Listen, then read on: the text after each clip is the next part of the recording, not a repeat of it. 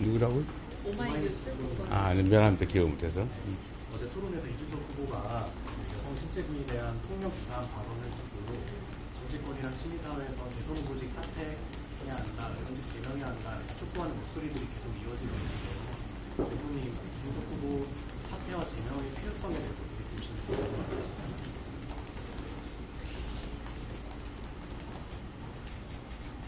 그냥 뭐 안타깝다 이 정도 하겠습니다. 안녕하세요. 신화일보 문민수입니다. 오늘 아까 전에 본인 성평등 가족부 만드시겠다고 밝히셨는데요. 그 배경이 궁금하고 부분적인 역차별 잘 살펴서 대처하시겠다고 하셨는데 후보께서 생각하시는 부분적인 역차별이 어떤 부분인지 궁금합니다. 이게 지금 젠더 차별 문제는 사실 매우 예민한 문제죠. 그리고 여성가족부를 폐지하겠다라고 어떤 정치인이 약속을 했고 또 그걸 계기로 어쨌든 젠더 갈등 이게 좀 매우 심해졌어요. 지난 대선에서 저의 공약은 성평등 가족부로 이름을 바꿔서 여성가족부의 역할과 기능을 확대 강화한다 이거였죠. 그거 똑같이 한 겁니다. 그리고 특정한 영역에서 역차별이 발생하지 않도록이라고 하는 표현을 하게 된 것은 좀 복잡한데 뭐 전 세계적으로도 그렇고 대한민국 사회는 좀 가부장적 문화라고 하는 게 좀 추가돼서 여성들이 여러 가지 이유로 차별을 받고 있죠. 구조적 차별이 있습니다. 우리가 많이 아는 뭐 똑같은 일을 해도 보수가 적다든지 임금 또는 뭐 조직 내에서 승진 또는 육아 뭐 가사 뭐 많은 영역에서 구조적인 성차별이 있습니다. 그 구조적인 성차별을 이겨내기 위해서 또 개선하기 위해서 특별한 전담부서로 여성가족부를 두었던 게 있죠. 물론 그 안에 가족 관련 사무도 있습니다. 청소년 사무도 있고. 그런데 뭐 상당 정도의 개선을 이루어내고 있지만 아직도 여전히 구조적인 성차별은 계속되고 있어서 그 여성가족부의 그 역할을 폐지하거나 뭐 그럴 상황은 아닌 것 같아요. 그러나 어쨌든 왜 하필이면 여성이냐? 그러니까 성평등을 우리가 추구하는 거지 여성만을 위해서 어떤 정책을 하는 건 또 아니죠. 그래서 성평등 가족부라는 명칭이 적정하겠다. 폐지하지 말고 이름을 바꾸고 오히려 역할을 확대 강화하자. 이게 이제 기본적인 방침이죠. 그런데 이 성차별 관련해서는 불평등 관련해서는 이런 문제가 좀 있습니다. 우리 사회 전체적으로 보면, 그러니까 세대를 통틀어서 보면 총량으로 분명히 지금도 여전히 성차별이 여성이 차별받고 있는 게 분명해요. 그런데 예를 들면 특정한 영역은 상당히 개선된 영역들이 있습니다. 제가 공직자를 하다 보니까 예를 들면 시험을 보거나 이럴 때는 요즘은 여성들이 상당히 많이 우위를 점해요. 공무원 선발 시험을 보면 그냥 객관적인 채점으로는 여성들이 거의 80~90% 이렇게 차지하는 경우가 있습니다. 자격 시험의 경우도 여성들이 많이 앞서고 있고, 지금 사법 시험 이런 데도 상당히 많이 지금 요즘 변호사 시험이죠. 그런 거라든지 교사, 그러니까 뭐 초등학교 교사 시험에는 여성들이 또 많이 앞서는 것 같아요. 그래서 이런 부분들, 그러니까 특정한 영역에서는 오히려 남성을 보호할 필요가 있는 영역이 있습니다. 근데 그거를 우리는 이제 소수성, 그러니까 특정성이 일정 비율 이하가 되지 않게 배려가 필요한데, 과거에는 그게 당연히 소수인성은 무조건 여성이었는데 지금은 그 여성일 수도 있고 남성일 수도 있는 거죠. 그래서 이거를 우리는 소수성 할당제 그렇게 얘기하지 않습니까? 그래서 우리가 할당제 그럼 무조건 여성을 위한 제도로 오해하기도 하는데 지금은 어떤 할당제가 남성을 위해서 유효하게 남성에게 유리하게 작동하기도 해요. 근데 이런 부분들, 이런 특정한 영역, 특히 청년 영역에 이런 부분들이 꽤 많이 발생하는 것 같습니다. 그럴 때는 여성이라고 해서 무조건 추가의 인센티브를 주자라는 것보다는 어떤 성이든지 그 성을 이유로 좀 불이익 또는 차별을 받지 않게 할 필요가 있겠다. 지금까지 성차별은 무조건 여성 차별이었거든요. 근데 요즘은 성차별을 하면 남성이 차별받는 그런 경우도 예외적으로 있다. 특수한 경우에. 그래서 그런 부분을 이번에 좀 표현을 추가한 것입니다. 그래서 특수한 영역에서 그러니까 기존 관념에 의하면 여성이 무조건 차별받지만 그 반대의 경우가 예외적으로 있을 수 있다. 실제 있다. 그럼 그 부분은 남성들이 오히려 또 보호받아야 되는 면도 있는 거죠. 근데 이 부분을 섬세하게 접근하지 못하다 보니까 우리가 사실은 역차별을 받고 있는데 일방적으로 남성이라는 이유로 불이익을 받나? 라는 이런 소외감 이런 것들이 또 문제가 되기도 해요. 그러나 이거를 일반화할 수는 없습니다.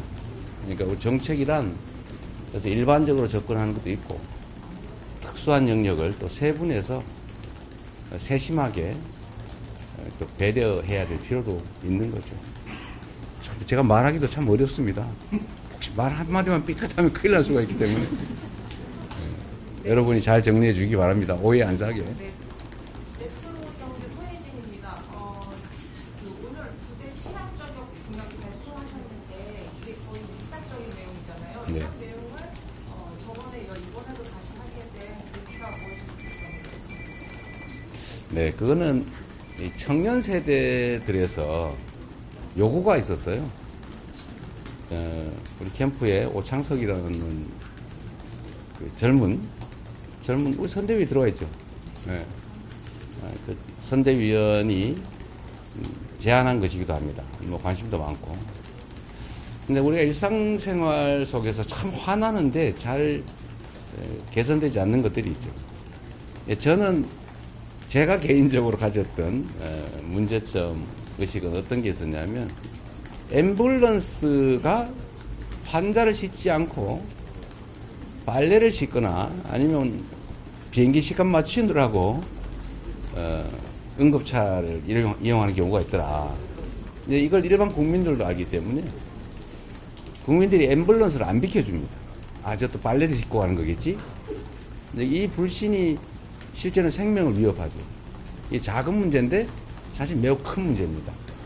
그래서 제가 경기도지사 때는 이 문제를 남들은 관심 갖지 않지만 앰뷸런스, 가짜 앰뷸런스 그걸 단속을 심하게 하고 제도도 바꿔서 경기도에 있는 최소한 그런 게 눈에 띄게는 없게 만들었죠. 그런 것들을 발견하자는 것입니다. 그러니까 취향 저격. 그러니까 예를 들면 주차를 엉터리로 해가지고 2대 세울 자리에 혼자 차지하고 있다든지 이거 정말 화나잖아요. 그런데 거기는 그냥 일반 주차 단속 이렇게 하니까 그 불만, 그 피해 의식이 매우 큰 것 같아요. 이제 그런 부분들, 그런 걸 좀 찾아내자. 크게 뭐 비용이 들거나 엄청난 노력이 필요한 게 아니면서도 쉽게 많은 사람들의 불편함을 해소할 수 있는 걸 찾자고 해서 취향 저격 공약이라고 해서 작지만 좀 이렇게 관심이나 반응도가 큰 공약들을 지금 계속 발굴했는데 이제 그 중에 하나 사고가 난 거죠. 그 중에 하나가 암표 단속 이거였는데 그걸 추첨제로 하자는 의견이 있어서 그걸 발표를 했다가 추첨제가 더 문제가 심각하다 이런 반론이 들어와서 암표를 없애야 되는 건 맞으니까 그 방법으로 추천제보다는 다른 방법을 찾는 게 낫겠다라는 제안이 있어서 저한테 문자 메시지가 왔길래 얼른 고치라고 해서 지금 그걸 고쳤습니다.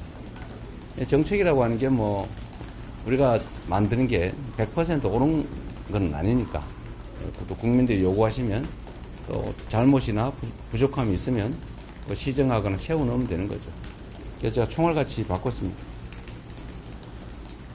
네.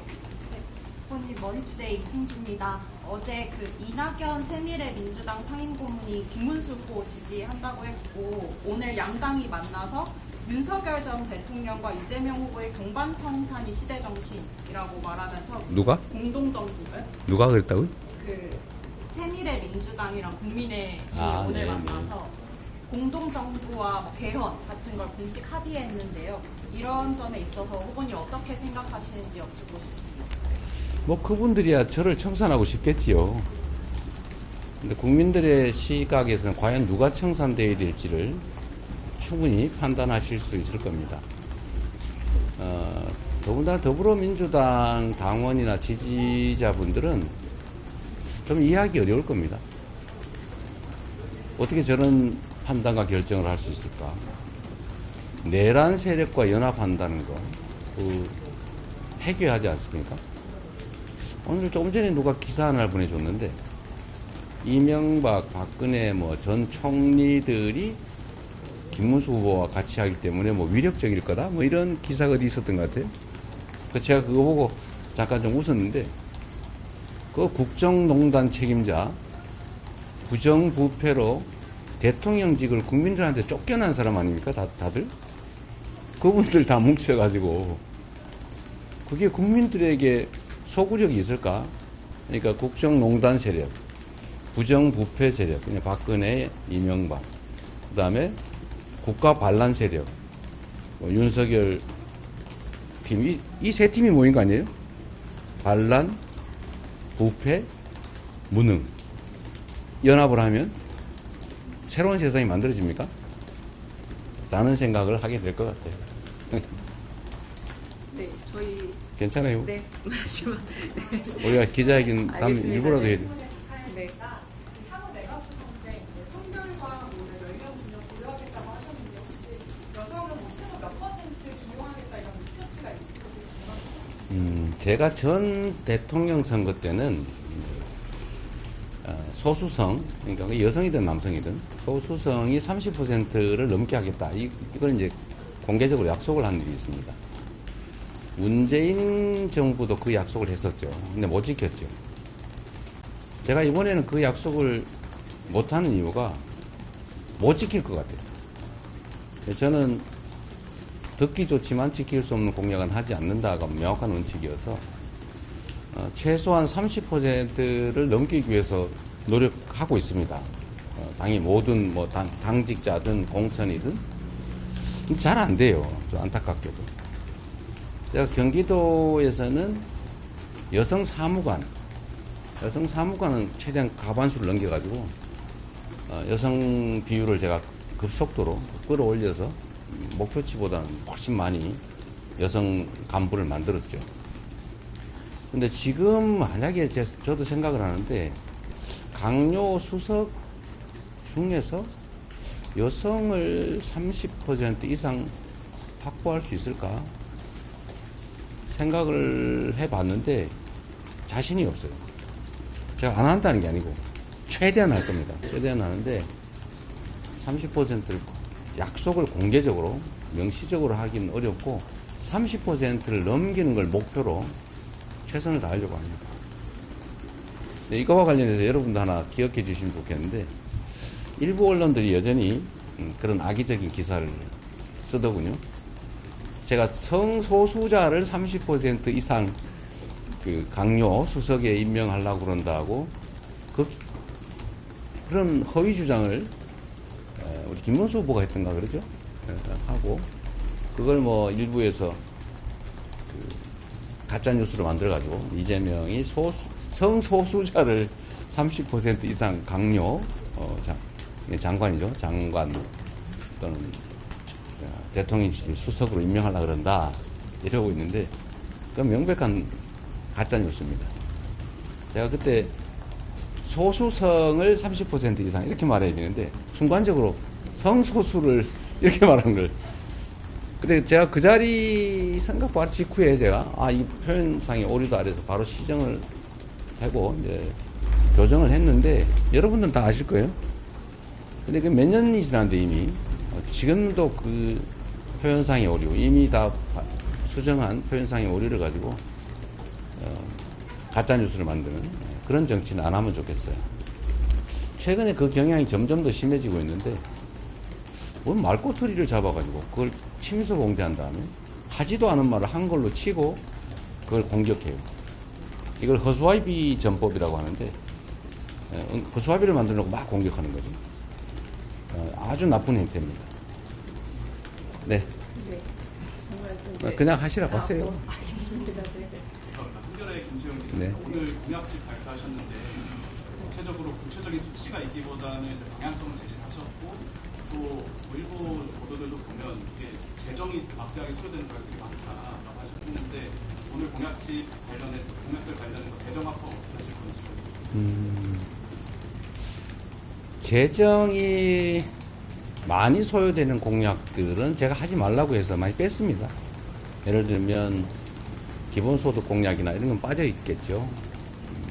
그리고 지금 현재 경기 침체 그리고 지난 3년 동안에 좀 엉터리 국정 때문에 경제 상황이 너무 나쁩니다.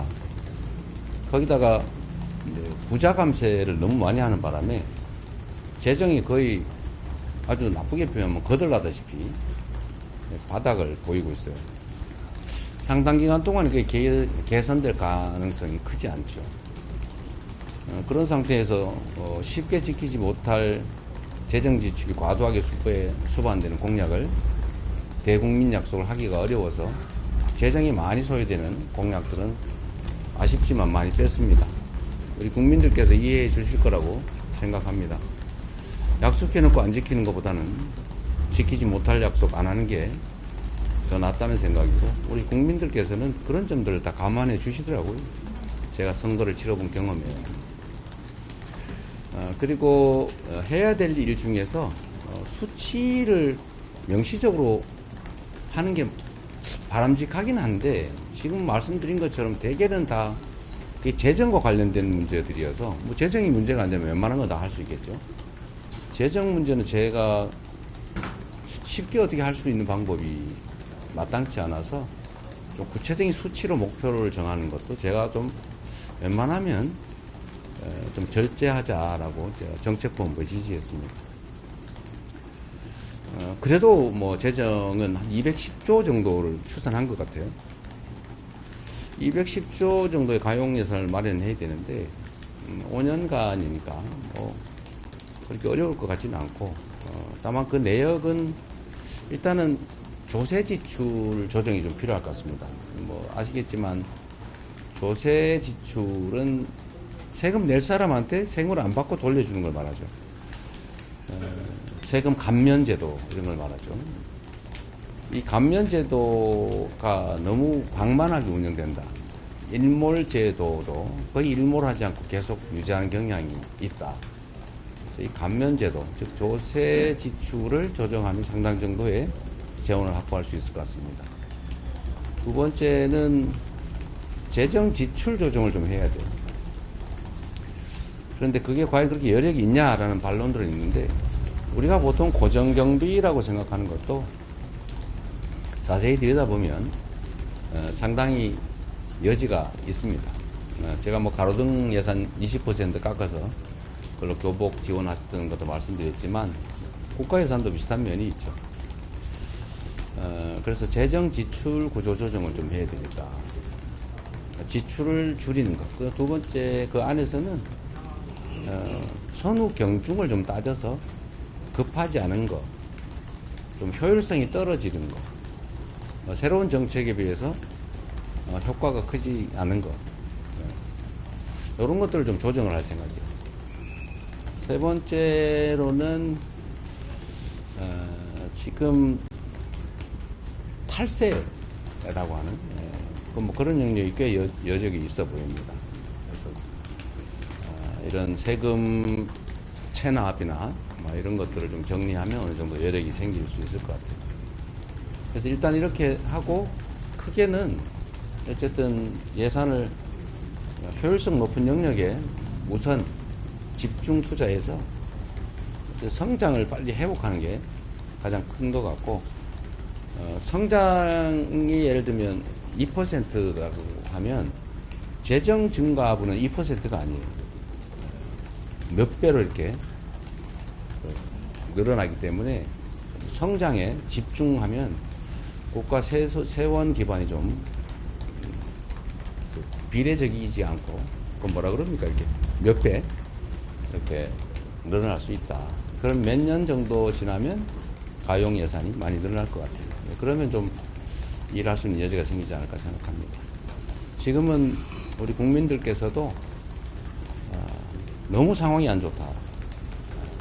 허리띠를 졸라매지 않을 수 없는 상황이라는 점을 좀 이해해 주시면 좋겠습니다. 저도 참 국정을 맡게 된다면 참 가슴 아픈 상황을 직면할 것 같은데, 최대한 빠른 시간 안에 이 문제를 털고 좀 더 나은 상황을 만들어 보겠습니다. 네. 저희 그냥 정말 놔두세요. 시간이 없어서 여기 마지막으로 받고 저 두 분 하시고요. 네. 안녕하세요. 파이낸셜 뉴스 네. 홍사람입니다. 저는 크게 두 가지 질문이 들어오는데, 능력집에 기후에너지 시설이 있는데 전수조직 개편안이 마련돼 있는 건지, 직권환경 보장 작업을 시작하시는 건지 첫 번째로 궁금하고, 두 번째로는 HMM의 이전 능력집에는 없지만 여전히 추진 예정인 건 맞다고 말씀하셨는데, 직권을 구체적인 방안을 짜시는 건지 궁금합니다. HMM은 이 정부 지분이 거의 70%인가를 넘기 때문에 정책 결정을 하면 됩니다. 그리고 해운 회사는 당연히 그 항만 도시에 가 있는 게 맞죠. 전 세계적으로도 10대 해운 회사 중에 8개는 항구 도시에 있어요. 2개 정도가 내륙 도시에 있는데, 당연히 항구 도시에 있는 게 바람직하죠. 예를 들면 수주거래나 이런 거는 뭐 예를 들면 수도권에 지사를 두면 되죠. 그리고 부산의 상황이 매우 어렵기 때문에 또 해운회사들을, 중심적인 해운회사를 그쪽으로 유치를 해놔야 좀 관련된 기업들이 모여들고, 그렇게 해야 좀 지역이 삽니다. 해운회사를 왜 서울에 두냐? 그것도 공공기관을 지방으로 다 이전하는 판에 정부가 압도적 지분을 가진 해운회사를 부산이 아니라 서울에 두는 건 좀 이상하고, 특히 해운회사는 그 해상 근무인원, 근무인원이 더 많다고 해요. 육지 근무인원보다. 그리고 그 내부에서도 부산으로 가자는 쪽이 좀 우세한 것 같습니다. 뭐 반드시 동의를 100% 받아야 되는 건 아니니까 잘 설득하고 지원해서 옮기면 좋지 않을까 싶고요. 그것도 뭐였죠? 기후에너지. 기후에너지부는 지금 우리나라가 에너지 전환을 해야 되는데, 지금 에너지 관련 전담 부서가 없고 통상자원부에, 산업통상자원부의 한 부분으로 들어가 있죠. 근데 앞으로는 기후 위기에 따른 에너지 전환에 우리나라가 집중 투자해야 되기 때문에 그 독립된 부처가 좀 필요하고, 이게 지금 환경 문제와 깊이 관련이 있기 때문에 두 가지를 합쳐서 기후에너지부를 신속하게 만들 텐데, 그건 법률 개정이 필요하니까 그렇게 급하게 하긴 좀 어려울 것 같긴 하지만 최대한 신속하게 할 생각입니다. 그리고 관련 부서 개편은 기후에너지부 말고도 기재부를 좀 정리를 해야 될 것 같아요. 예산 기능은 분리할 필요가 있을 것 같고, 또 금융 부분이, 국내 금융 정책 부분이 금융위원회로 가 있는데, 이게 해외 금융 부분은 기재부가 하고, 국내 금융 정책은 금융위가 하고, 금융위가 또 뭐 감독 업무도 하고 정책 업무도 하고 뭐 이게 막 뒤섞여 있어서 좀 분리하고 정리할 필요가 있을 것 같아요. 그게 뭐 거의 대부분의 부처 조직 개편이 아닐까. 그 외에는 웬만하면 좀 기존 부처를 손대지 않을 생각입니다. 마지막으로 서울경제 노현영 기자 놔주시죠. 네, 마지막으로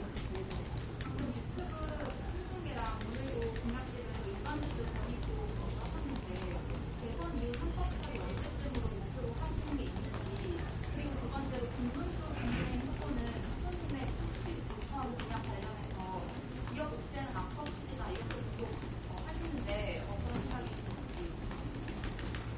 제가 김문수 후보님 얘기는 웬만하면 코멘트를 안 하고 싶어요. 그 원자력 60% 하겠다고 그래서 제가 속으로 저 원자력 발전소를 몇 개 지어야지? 했더니 270개를 지어야 된다더라고요. 아무 생각 없이 막 말씀 안 하시는 거예요. 그 원자력 비중을 60%로 하려면 신규 원전을 270개를 지어야 되는데 그 270개 원자력 발전소를 어디다 짓습니까? 완전 국정을 장난하듯이 하고 있는 것 같아요. 그래서 그분 말씀은 별로 이제 코멘트하고 싶지 않습니다. 다른 것들도 거의 비슷하더라고요.